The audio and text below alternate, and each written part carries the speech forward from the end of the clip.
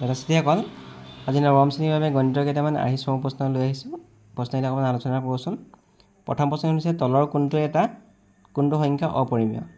আমি যদি root over 225 চাওঁ, এইটো 15 বৰ্গ, গতিকে 15টো এটা পৰিমেয় সংখ্যা।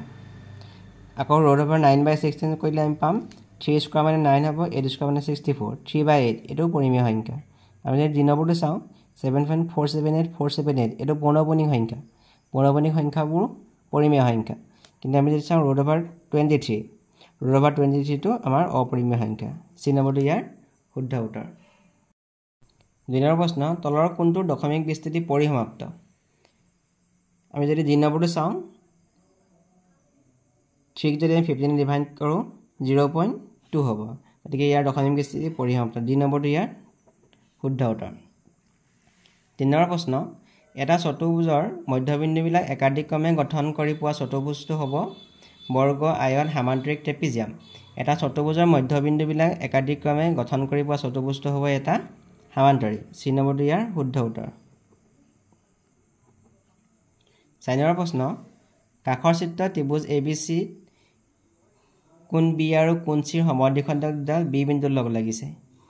কোণ B আৰু কোণ Cৰ সমদ্বিখণ্ডক দুডাল O বিন্দুত লগ লাগিছে। তেন্তে কোণ BOC এই কোণটোৰ মান কিমান হ'ব সুধিছে। ইয়াত ABCD অপশ্যন দিয়া আছে। প্ৰশ্নত কৈছে OB কোণ Bৰ সমদ্বিখণ্ডিতক।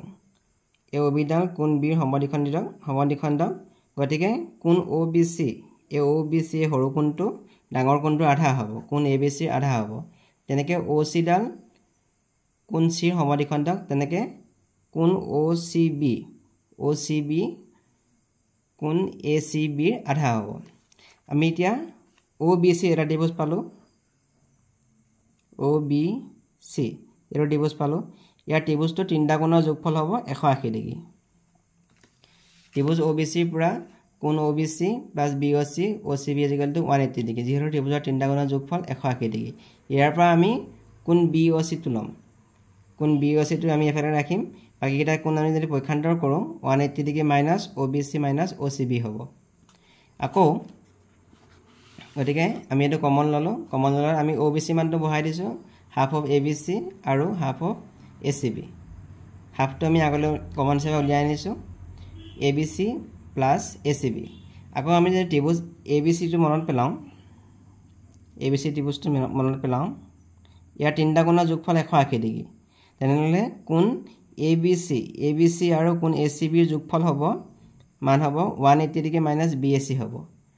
এইখিনি কৰিলে আমি পাম কোণ BOC = 90 ডিগ্ৰী প্লাছ কোণ BAC/2। গতিকে চি নম্বৰটো ইয়াৰ শুদ্ধ উত্তৰ। কোণ BOC = 90 ডিগ্ৰী প্লাছ কোণ BAC/2। 4 নম্বৰ প্ৰশ্ন এটা আয়তৰ মধ্যবিন্দুবিলাক একাদিক্ৰমে গঠন কৰি পোৱা চতুৰ্ভুজটো হ'ব এটা ৰম্বাস। 2 নম্বৰটো ইয়াৰ শুদ্ধ উত্তৰ। 6 নম্বৰ প্ৰশ্ন 2,14 বিন্দুৰ মাজেৰে যোৱা লেখৰ সমীকৰণ হ'ল x + y = 16।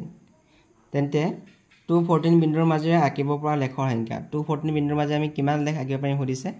10টা, 2টা, 100ডাল লেখ, অসংখ্য লেখ। আমি এটা নিৰ্দিষ্ট বিন্দুৰ মাজেৰে আমি অসংখ্য লেখ আঁকিব পাৰিম। 2 নম্বৰটো ইয়াৰ শুদ্ধ উত্তৰ। 7 নম্বৰ প্ৰশ্ন যদি a = -2 হয়, b = -1 হয়, তেন্তে a to the power b minus b to the power a মান কিমান হ'ব সুধিছে।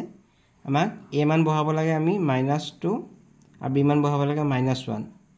তেন্তে b মান -1 বহাব লাগে, a মান বহাব লাগে আমি -2। এইটো কৰিলে হ'ব 1/-2 to the power 1। এইটো কৰিলে হ'ব -1 to the power 2। এইটো কৰিলে হ'ব -2 হ'ব, -1ক স্কোৱাৰ কৰিলে 1 হ'ব, তাৰমানে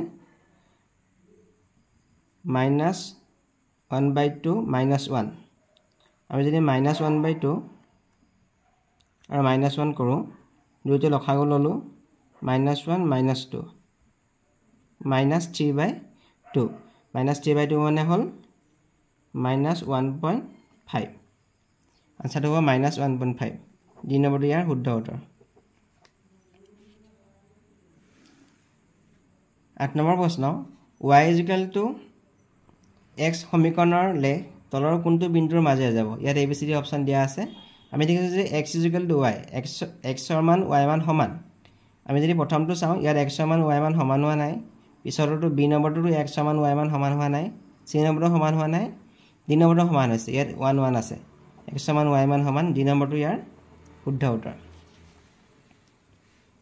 9 নম্বৰটো x³ - 2 * x² - 11 এই বহুপদটোৰ মাত্ৰা হ'ব আমি যদি এই ৰাশিটো ইয়াৰ লগত পূৰণ কৰোঁ x³ * x² - 11 * x³ আকৌ 2 * x² - +22 x³ আৰু x² ইয়াত বেছকেইটা একেই আছে কিন্তু পাৱাৰকেইটা ইয়াত বেলেগ বেলেগ আছে গতিকে 3 + 2 = 5 হৈ যাব ইয়াত 11x³ হৈ যাব 2x² হ'ব +22 ইয়াত সৰ্বোচ্চ সূচক 5 আছে চলকৰ সৰ্বোচ্চ সূচক 5 গতিকে ইয়াৰ মাত্ৰা হ'ব 5 বি নম্বৰটো ইয়াৰ শুদ্ধ উত্তৰ 10 নম্বৰ প্ৰশ্ন যদি ত্ৰিভুজ ABC ত্ৰিভুজ PQR সৰ্বাংগসম হয় তেনে তলৰ কোনটো শুদ্ধ আমি ABC আৰু ত্ৰিভুজ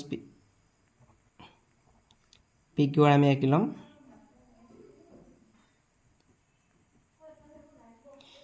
ইয়াত আমি যদি সৰ্বাংগসম হয় আমি ত্ৰিভুজ এটা গম পাম AB = PQ BC = QR আৰু AC =